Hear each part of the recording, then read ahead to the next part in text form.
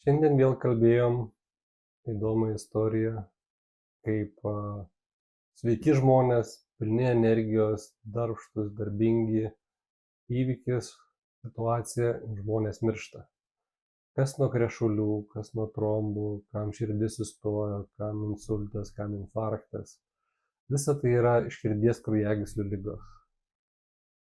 Ir mane kas labiausiai, net nežinau, ar erzina, ar pykina, ar kaip aš reaguoju, tiesiog žmonės kažkaip nesupranta. Sveikas buvo. Sveikas.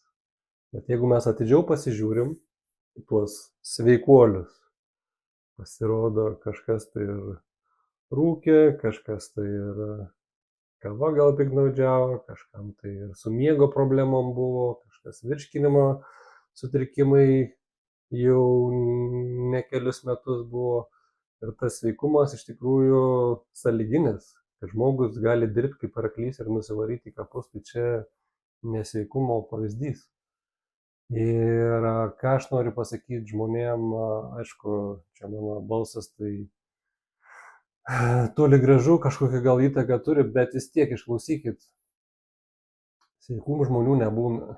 Yra žmonės, kurie eina sveikatingumo keliu, kurie yra sveikesni už kitus. Bet kiek dirbam su sveikata, tai iš tikrųjų ir čia galima patvarkyti, ir iš išorės pavalyti, ir iš vidaus dirbti su savo mintimis, traumom ir iššūkiais. Šito darbo su sveikata tikrai netrūksta ir mes dažniausiai to nepastebime. Dažnai mėgstame ignoruoti sunkius kažkokius tai potyrius, sveikus experiences ir galvojam, kad visa tai praeis. Bet mūsų organizmas tokia yra sudėtinga sistema, kad visas tas kaip pyragas dėliojasi ir kažkokiu vienu momentu baigėsi minutės, baigėsi rezervai ir organizmas jis nebeatlaiko, baigėsi gyvybinė energija. Ir čia baigėsi ir ta sveikata. Tai kad jūs nematot šito pyrago, kad jūs nematot tų visų sluoksnių, toksinų, virusų, parazitų, grybų ir psichosomatinių problemų, tai nereiškia, kad jis buvo sveikas, tai nereiškia, kad jis buvo pačiam pike savo jėgų. Kad jis buvo darbštus, kad jis dirbo, kad jis daug valandų ėjo į darbą, tai neparodo, kas vyko viduje, ant kiek jisai buvo, reiškia, pilnavertis gyvenimas ir pilnavertė sveikata.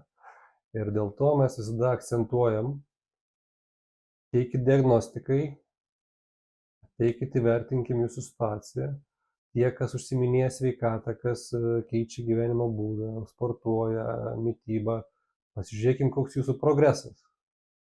Ar jūs į teigiamą pusę einam? Gal kažkur galima pagerinti efektyvumą jūsų pastangų. Visą tai galima atsakyti, kai mes darom diagnostikas, sekam žmonės, kas 2 savaitės, kas mėnesį.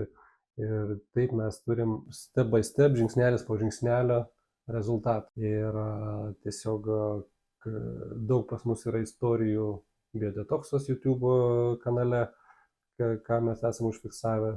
Bet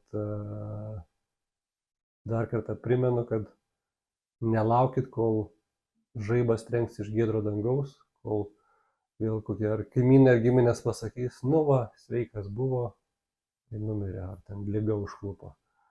Tai imkit viską į savo rankas, jūs tai galit, daug žmonių tai parodė, svarbiausia, kad turėtumėte teisingą informaciją, nukreipiančią jūs eiti teisingu keliu. Sveikatos jums.